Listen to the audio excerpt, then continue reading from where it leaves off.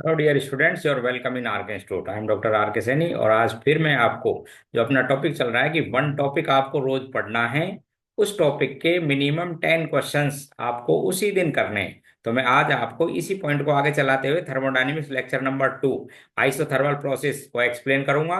उसके मैंने 10 क्वेश्चंस आपको डाले हैं, उनके की भी डाल रखी है, वो आप उनको सोल्व करेंगे। कोई प्रॉब्लम आती है तो देखते रहना, ठीक।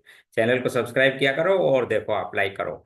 तो मैं आपको पहले क्वेश्चन डाल देता हूँ, फिर आइसोथर्मल प्रोसेस को समझा देता हूँ कि आइसोथर्मल प्रोसेस एक्चुअल में है क्या। ठीक है ना। और फर्स्ट लो के इससे रिलेटेड क्वेश्चन वही, एक तो वर्क, एक एक्सचेंज ऑफ हीट एनर्जी, और एक आपको एंथैल्पी चेंज और इंटरनल एनर्जी में चेंज किस तरह से कैलकुलेट किए जाते हैं, उन दोनों चीजों को मैं आपको एक्सप्लेन कर देता हूँ। तो देखो, आप अपन बात करते हैं आइसोथर्मल प्रोसेस की, ठीक है। तो ये फर्स्ट लॉ ऑफ थर्मोडायनेमिक्स ये कहता है, देखिए एक बार स्टार्ट कर देता हूँ कि चेंज इन इंटरनल एनर्जी, ये क्या है, सम है इसका exchange of heat energy and work involve. जब आप बात करते हैं आइसोथर्मल की, आइडियल गैस लेते हैं, आइसोथर्मल, आइसोथर्मल हो आपके पास में प्रोसेस, और सिस्टम हो आइडियल गैस, और सिस्टम क्या हो, आइडियल गैस। तो उस केस में आइसोथर्मल का मतलब चेंज इन टेम्परेचर जीरो। और आपको पता है कि साहब internal energy only function of temperature होती है आइडियल गैस का, इसलिए ये होती है N CV, change in temperature. Similarly enthalpy change isothermal process में होता है N CP D T. Therefore delta T is zero and hence delta U and delta H are zero in case of isothermal process. It means no internal energy change and no enthalpy change in thermodynamic in isothermal process. ठीक है, temperature. इसका दूसरा मतलब भी मैं बता देता हूँ। इट मीन्स जब आपको आइसोथर्मल प्रोसेस है, आइडियल गैस है, तो ये value zero. It means exchange of heat energy equals to work involve. अब फिर वही बात ध्यान रखनी चाहिए, if expansion, if system expand during the process means W with negative sign according to IUPAC convention। जब W नेगेटिव साइन होगा तो it means Q positive.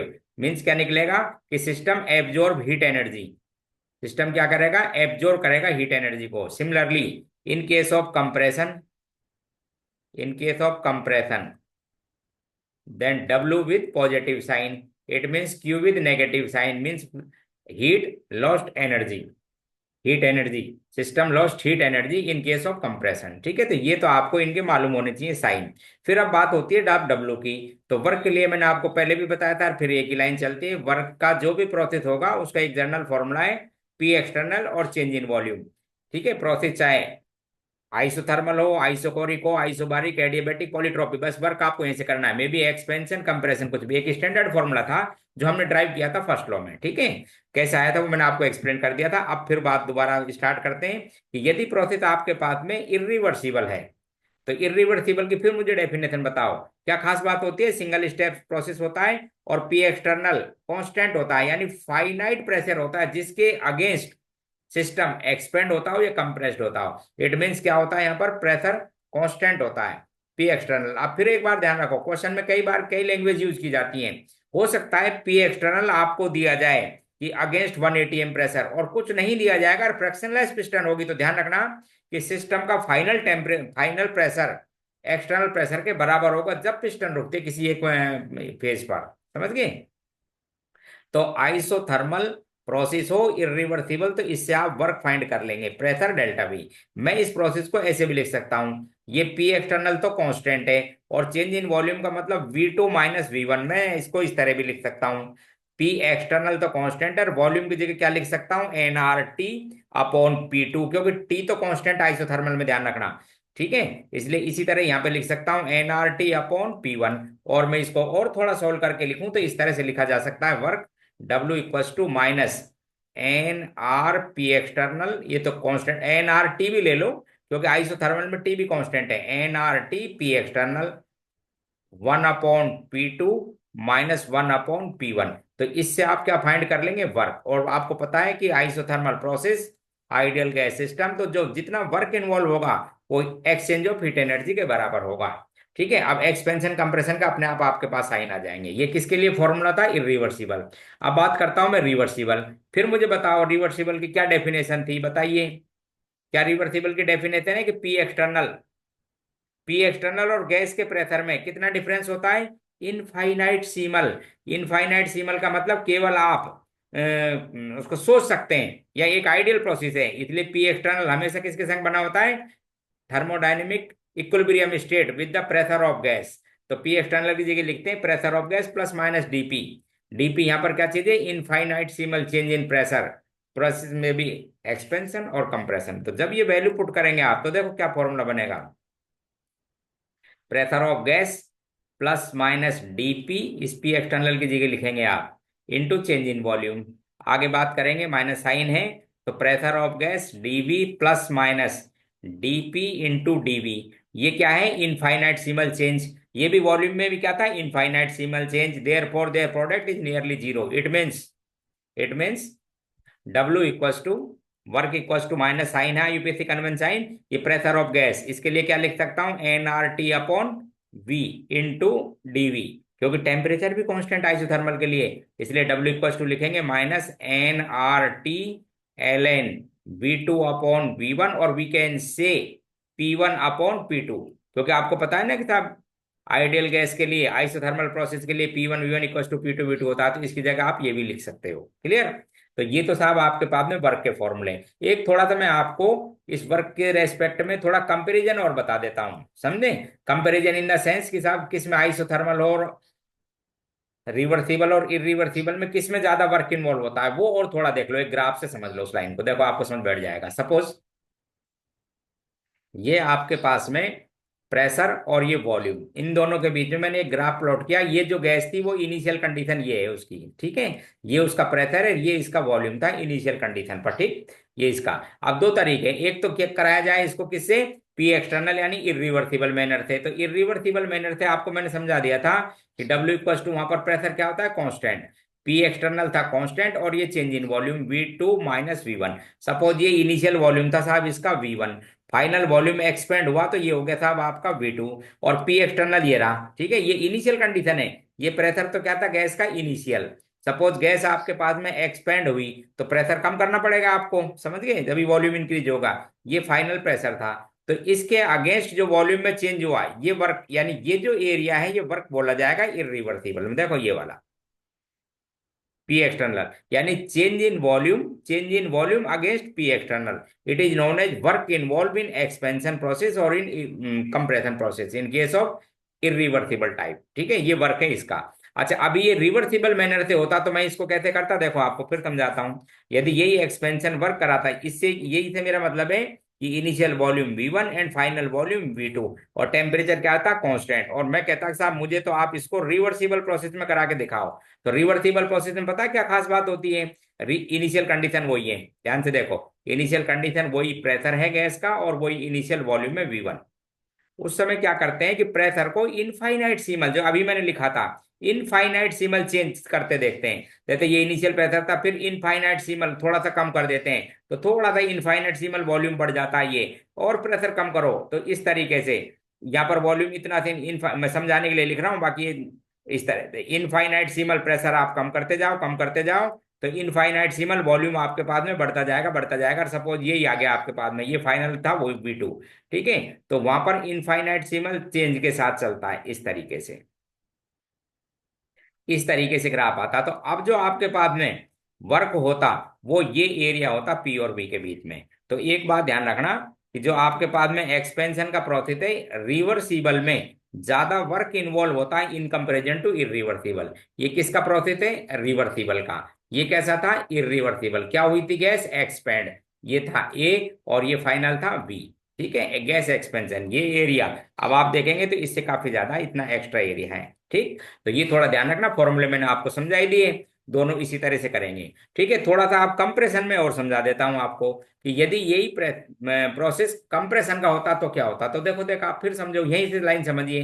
Compress करने के लिए आप बोलेंगे साहब, सपोज गैस यहाँ पे ले लेते हैं, ये गैस थी साहब A पर, और ये उसका वॉल्यूम था जिसको आपको कंप्रेस्ड करना है V1 तक, ठीक है? अब वॉल्यूम कम करना है, ध्यान रखना। ये गैस का इनिशियल प्रेशर था, ये रहेगा गैस का इनिशियल प्रेशर, और अब ये रहेगा फाइनल प्रेशर, इसके अगेंस्ट कंप्रेस्ड होगी। तो जिसके अगेंस्ट, फिर देखो change in volume against P external, उस एरिया को कहते हैं वर्क। तो अब आपके पास में ये वर्क आएगा, किसके अंदर आएगा? इरिवर्सिबल कंप्रेशन में। देखिए एक बार ध्यान से, इरिवर्सिबल क्या फॉर्मूला था बताओ?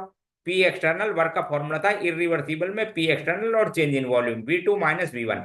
इनिशियल वॉल्यूम आपके पास में V2 ये, और अब आपको क्या करना है, कंप्रेस्ड होगी तो वॉल्यूम क्या हो जाएगा, कम हो जाएगा, समझ रहे हो मेरी बात? और किसके अगेंस्ट, इस पी एक्सटर्नल के। तो ये चेंज इन वॉल्यूम देखो, change in volume against P external, जो ये एरिया आता है ये किसके बराबर होता है, वर्क के। तो ये वर्क है इस बार किसके अंदर, इरिवर्सिबल, इरिवर्स प्रोसेस और किसमें, कंप्रेशन में।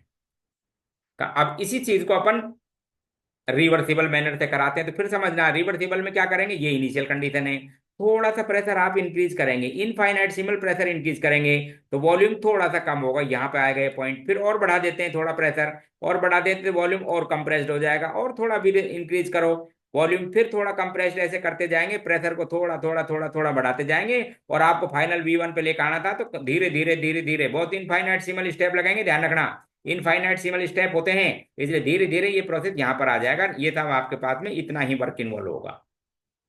तो याद रखो रिवर्सिबल सेम पाथ होता है, चाहे एक्सपेंशन का हो या कंप्रेशन का, बस साइन का अंतर होता है, एक्सपेंशन में ये मैग्नीट्यूड, ये जो वर्क था नेगेटिव साइन के साथ आता है, कंप्रेशन में ये पॉजिटिव, यही फॉर्मूला लगेगा। तो क्या कंक्लूजन निकला इसका, मतलब अब मैं आपको कंक्लूजन फाइनल समझा देता हूं, देखो अब आप फाइनल कंक्लूजन सुनो।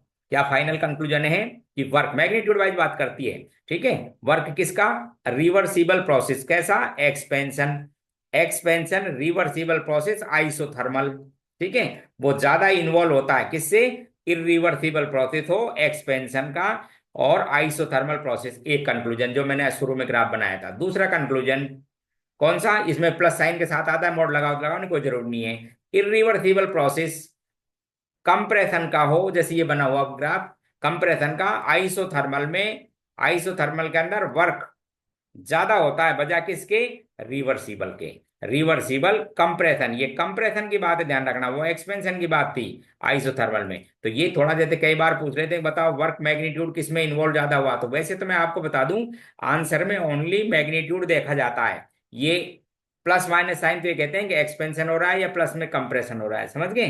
तो ये था आपके पास में थ्योरी थी आइसोथर्मल प्रोसेस की। अब मैं आपको इसके क्वेश्चन जो मैंने डाले हैं 10 क्वेश्चन, वो आपको क्लियर करा देता हूं, एक एक क्वेश्चनों का आप देखते जाइए, ठीक है।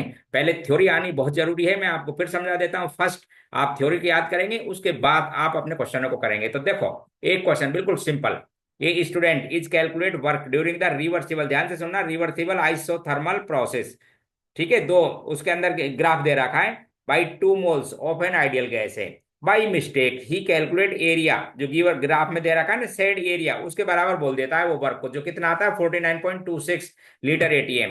Calculate correct value of work in litre ATM during this process, R की वैल्यू दे रखा है, आप समझो, ऊपर देखो बोर्ड पे, अब देखो ध्यान से देखिए आप, क्वेश्चन ये कि आइडियल गैस है 2 मोल्स है, ठीक है, स्टूडेंट ने जो वर्क कैलकुलेट किया ना बाय मिस्टेक, ये पूरा जो शेड एरिया दिखा रखा है ना, ये पूरा बोल दिया उसने, इधर इतना कैलकुलेट किया, बोले साहब आप एक्चुअल में वर्क कैलकुलेट करके दिखाओ। तो अब ये जो ये रेक्टेंगुलर का वॉल्यूम है, ये तो ये एरिया है, जो आपके पास में एरिया क्या होगा, 49.26 इंटू प्रेशर, 49.26 किसके बराबर हो जाएगा, पी एक्सटर्नल जो भी था ये इरिवर्सिबल में, और चेंज इन वॉल्यूम, तो चेंज इन वॉल्यूम तो दे रखा था अब आपको 4 ml, 4 लीटर, तो प्रेशर आ जाएगा, तो आप 49.26 को डिवाइड कर दीजिए आप किससे, 4 से, क्या आ गया आपके पास में, पी एक्सटर्नल, यानी ये फाइनल प्रेशर है, ध्यान रखना, ये इनिशियल था, गैस यहां से हुई है फाइनल। अब जब आप बोलेंगे इसको रिवर्सिबल है, ठीक है, तो अब आप कैसे कैलकुलेट करते हैं, देखो आपको बताऊं, माइनस, माइनस साइन लगता है, NRT ln V2/V1, V2/V1 आपको गिवन है इस प्रोसेस के लिए, NRT की जगह आप क्या लिख सकते हो, P/V, आइडियल गैस के लिए NRT की जगह क्या लिख सकते हो, PV, PV ln V2/V1, और आपको बता दूं P और V का प्रोडक्ट हर पॉइंट पे बराबर है, यहां सब जगह देखो, तो ये P और V का प्रोडक्ट था एक्चुअल में, देखो इधर ध्यान से, या फिर आप दोबारा ऐसे कर सकते हो, ये तो P एक्सटर्नल हो गया, और किसी भी पॉइंट पर देख लो वॉल्यूम, चाहे मेरे को तो फाइनल पे देखना था, P/V, तो ये 4 लीटर था, तो ये आपके पास में P और V का प्रोडक्ट आ गया, कितना आ गया, 49.26 ln है, इसको दे रखी होगी वैल्यू, बाकी अदरवाइज इसको 2.303 से मल्टीप्लाई करो, जिससे लॉग की फॉर्म आ जाएगा, लॉग, और फाइनल वॉल्यूम कितना हो गया, 4 लीटर, इनिशियल वॉल्यूम कितना है 2 लीटर, 2 लीटर। इस प्रोसेस की बात करो, यहां से पूरे को मत लो, ठीक है 2 लीटर। तो ये लॉग कितना हो गया 2, और लॉग 2 की वैल्यू कितनी होती है 0.3, 0.3 से मल्टीप्लाई करो तो आपके पास में ये एग्जैक्ट वैल्यू आ जाएगी, W equal to minus 34.14 litre ATM। ये आपके पास में क्या आ जाएगा एक्चुअल वर्क।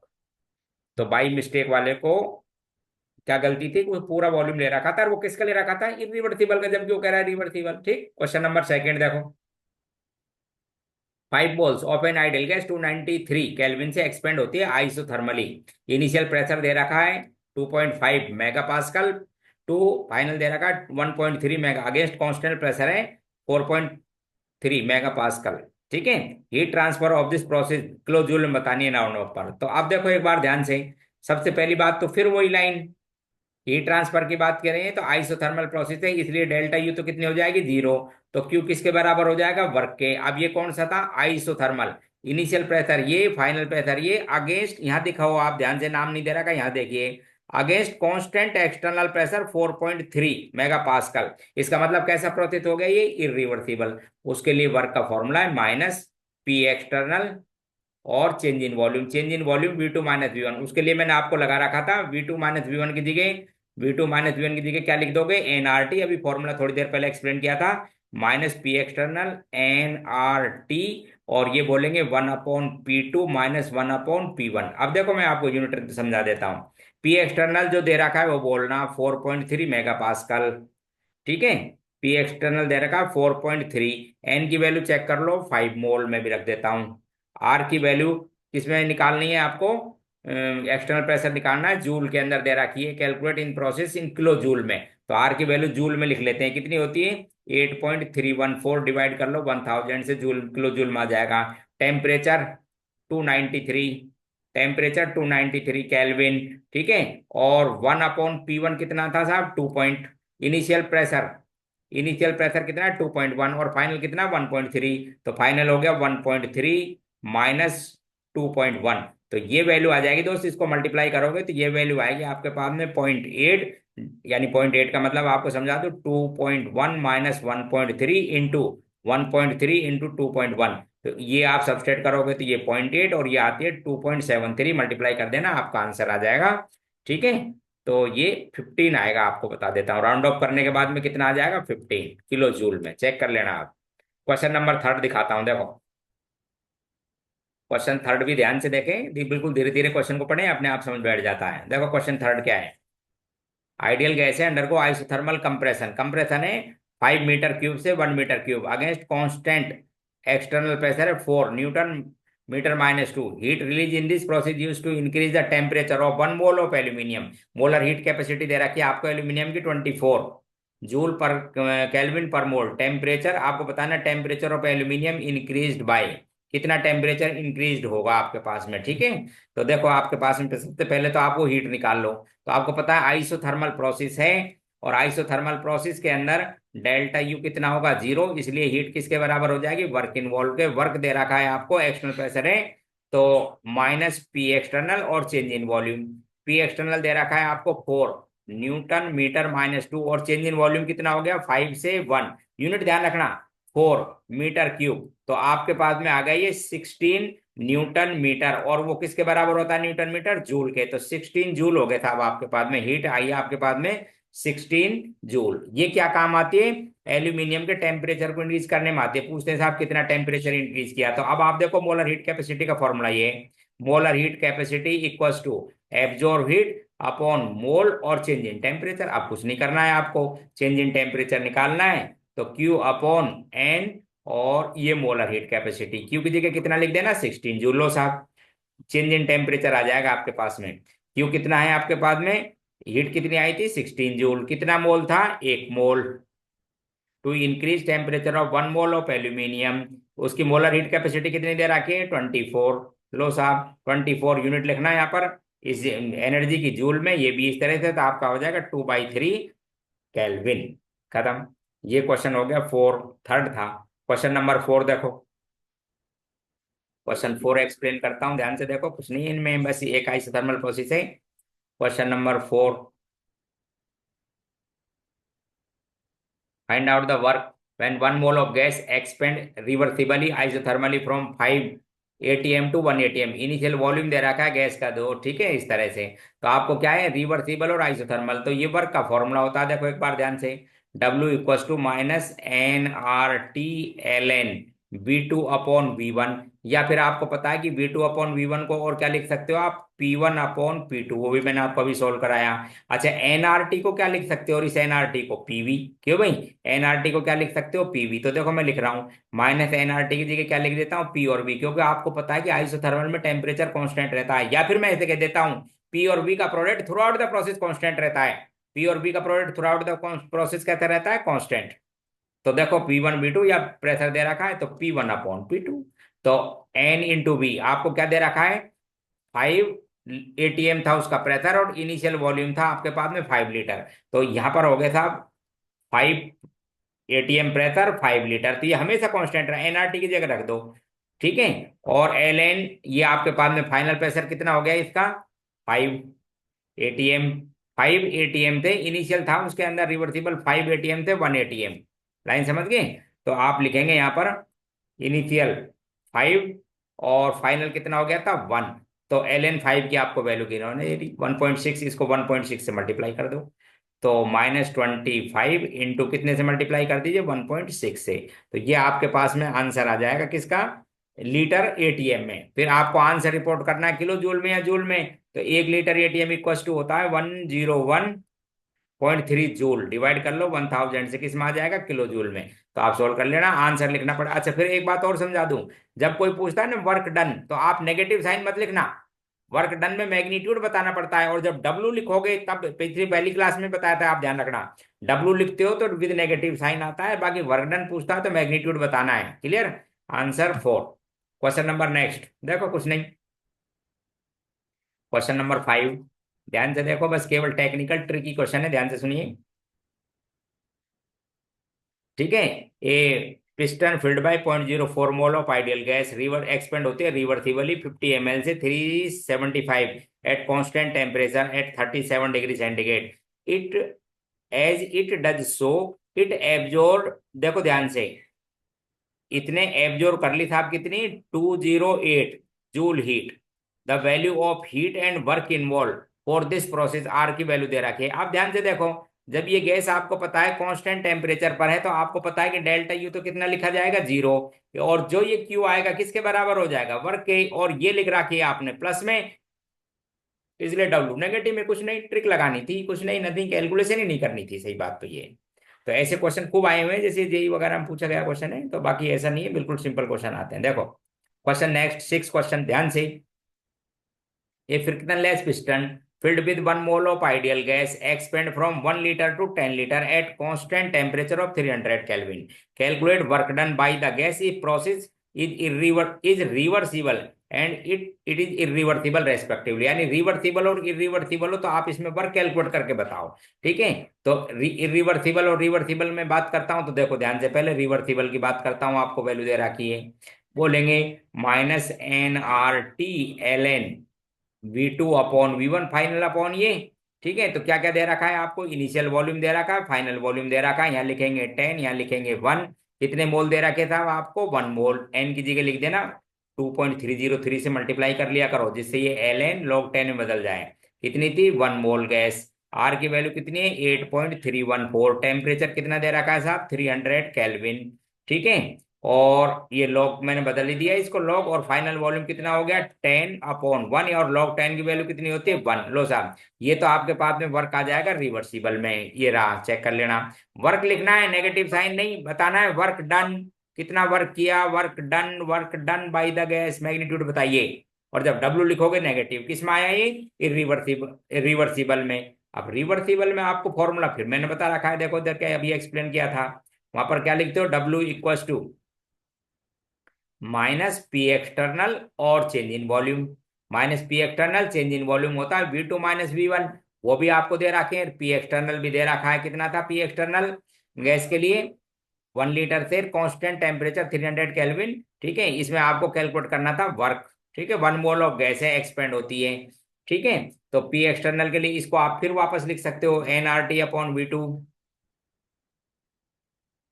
टेम्परेचर दे रखा है, सब बातें दे रखी हैं, कैलकुलेट करेंगे तो ये लीटर एटीएम में आएगा आपके पास में। इसमें आ जाएगा ये लीटर एटीएम के अंदर। फिर जब ये लीटर एटीएम के अंदर आएगा तब इसको कन्वर्ट करना आप। पी फाइनल निकालेंगे। देखो अब इसमें अंदर दे नहीं रखी, आप ध्यान से देखना, प्रेशर नहीं दे रखा, पी एक्सटर्नल। यदि नहीं गिवन हो तो दोस्तों ध्यान रखा करो, पी एक्सटर्नल जो प्रेशर है गैस के पी फाइनल के बराबर होगा इफ नथिंग इज मेंशन, क्योंकि यहाँ पर क्या लिख रहा है, फ्रिक्शनलेस पिस्टन। तो फ्रिक्शनलेस पिस्टन जब ही रुकती है, फ्रिक्शनलेस पिस्टन जब ही रुकती है जब इनिशियल गैस का प्रेशर और फाइनल प्रेशर बराबर हो जाता है। If nothing is mention, notice करें, if nothing is mention then final pressure of gas becomes equal to the P external. तो फाइनल प्रेशर निकालेंगे आप किससे, N R T upon volume final. N कितना है आपको दे रखा है 1 मोल, आर टी और वी फाइनल कितना लिखोगे आप 10 लीटर। लो ये आ जाएगा पी एक्सटर्नल और फिर कैलकुलेट कर लेना आंसर। किस में आएगा फिर आंसर वापस, लीटर, लीटर एटीएम में उसको कन्वर्ट करना किसके अंदर, जूल से मल्टीप्लाई कर देना 101.3 से। ये खास लाइन थी इस क्वेश्चन की, बता दूं, क्योंकि नहीं आप देखोगे था पी एक्सटर्नल तो दे ही नहीं रखा। तो आप कैलकुलेट करो पी एक्सटर्नल किसके बराबर है, final pressure of the gas. Clear. Question 7, question number 8, 7 बता रहा हूं, देखिए ये 6 था, बिल्कुल सिंपल टेक्निकल क्वेश्चन है। 2 litre of ideal gas expand isothermally in vacuum. देखो ध्यान से, इन वैक्यूम, वॉल्यूम बोल दिया, टोटल लीटर हो गया, चेंज इन इंटरनेट से निकालनी है, ठीक है, कुछ भी नहीं बताना है आपको, पता है कि आइसोथर्मल प्रोसेस है तो ये 0, ठीक है। और बताओ साहब कितनी हीट एब्जॉर्ब की। अच्छा जब वैक्यूम की बात करोगे तो वर्क भी 0, फ्री एक्सपेंस है ना ये तो, क्योंकि आपको पता है ना वैक्यूम का मतलब पी एक्सटर्नल कितना है 0, इसलिए वर्क भी 0 और वर्क भी 0 तो हीट भी 0, तीन तीन तो पैरामीटर थे, इसलिए आंसर 0 0। ये लो आया है क्वेश्चन, टेक्निकल क्वेश्चन था, ठीक है। 2 mole of ideal gas expand isothermally and reversibly from 1 litre to 10 litre 300 kelvin पर, कैलकुलेट एंथैल्पी चेंज। फिर वापस एंथैल्पी चेंज और इंटरनल चेंज, एन डिपेंड किस पे करती है साहब, टेम्परेचर पर, N C P D T, और आपको पता है आइसोथर्मल है, change in temperature 0, therefore change in enthalpy and change in internal also 0। खत्म हुआ क्वेश्चन, लो कुछ नहीं, नथिंग, ठीक है। क्वेश्चन नंबर 9, कुछ नहीं, देखिए क्वेश्चन 9,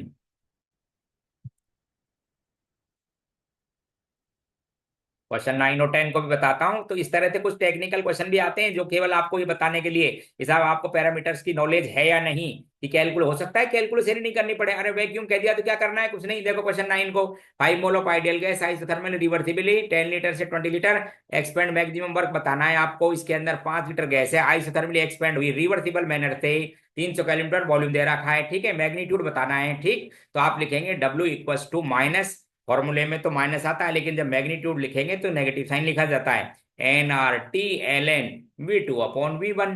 सब चीज दे रखी होगी, 5 मोल दे रखे हैं आपको, आर की वैल्यू दे रखी है, टेम्परेचर दे रखा है, इनिशियल वॉल्यूम, फाइनल वॉल्यूम, और log 2 की वैल्यू आप जानते हो, आर की वैल्यू रख देना, ठीक है। तो ये आंसर आ जाएगा एल एन है, ये ध्यान रखना, इसको बेस 10 बदलते समय मल्टीप्लाई कर लिया करो कितने से, 2.303 से, बाकी लिख दो ये log 2 की वैल्यू आपको पता है, log 2 की वैल्यू पता क्या है, 0.3 दे रखी है उन्होंने, लो साहब ये आंसर आ जाएगा, खत्म करो। क्वेश्चन नंबर 10, फिर एक क्वेश्चन है, 5 मोल ऑफ आइडियल गैस है 300 केल्विन पर एक्सपेंड होती है आइसोथर्मली फ्रॉम, इनिशियल प्रेशर है 4 एटीएम से फाइनल प्रेशर है 1 ATM against constant external pressure of 1 ATM. तो देखो आपको बता देता हूँ आइसोथर्मल है इसलिए ये दोनों तो आप कर देना 0, और आपको पता है क्यू और होते हैं डब्ल्यू बराबर, आप जो कांस्टेंट प्रेशर है तो पी एक्सटर्नल और चेंज इन वॉल्यूम लिखना है। पी एक्सटर्नल दे रखा है, इसमें एक्सपेंड होती है, initial pressure 4 ATM, final pressure है 1 एटीएम, एक्सटर्नल कांस्टेंट प्रेशर कितना है 1 एटीएम। तो आप इस डेल्टा बी की जगह जैसे अभी बताया था ना मैंने, ऐसे लिखेंगे, माइनस पी एक्सटर्नल लेना, इसको लिखना N R T 1/P2 minus 1/P1। लो साहब, तो ये आपके पास में लीटर एटीएम, जो भी आप प्रेशर लिखोगे तो कैंसिल हो जाएंगे यूनिट, आर जो यूनिट है उसके रेस्पेक्ट में आपका आंसर आ जाएगा। किस में आ जाएगा ये, इरिवर्सिबल में। देखो किस में है ये, इरिवर्सिबल, मैंने फॉर्मूला पी एक्सटर्नल कांस्टेंट करके लगाया है। जब मुझे रिवर्सिबल में करना होता है ये, तो क्या लिखता मैं, -nRT ln V2/V1, और वी कैन से P1/P2। P1 भी आपको दे रखा है, इनिशियल फाइनल भी दे रखा है, टेम्परेचर दे रखा है, मोल दे रखे हैं, बात खत्म, 300 केल्विन। तो आपके पास में फर्स्ट, आप एक बात नोटिस करेंगे, देखो मैं आपको लाइन समझाता हूँ, ध्यान से नोटिस करो, जो इरिवर्सिबल है, आंसर ये चेक कर लेना, इरिवर्सिबल में मैग्नीट्यूड कम होता है बजाय किससे, रिवर्सिबल में। इस क्वेश्चन में भी एक क्वेश्चन और था ऐसा ही, ठीक है, उसमें भी मैंने पूछा था कि बताओ किस दोनों के वर्क कैलकुलेट करो, तो उसमें भी जो आपका आंसर आया था रिवर्सिबल एक्सपेंशन में वर्क ज्यादा इन्वॉल्व, ये रहा क्वेश्चन नंबर 6, देखो ये पूछा था इसके अंदर।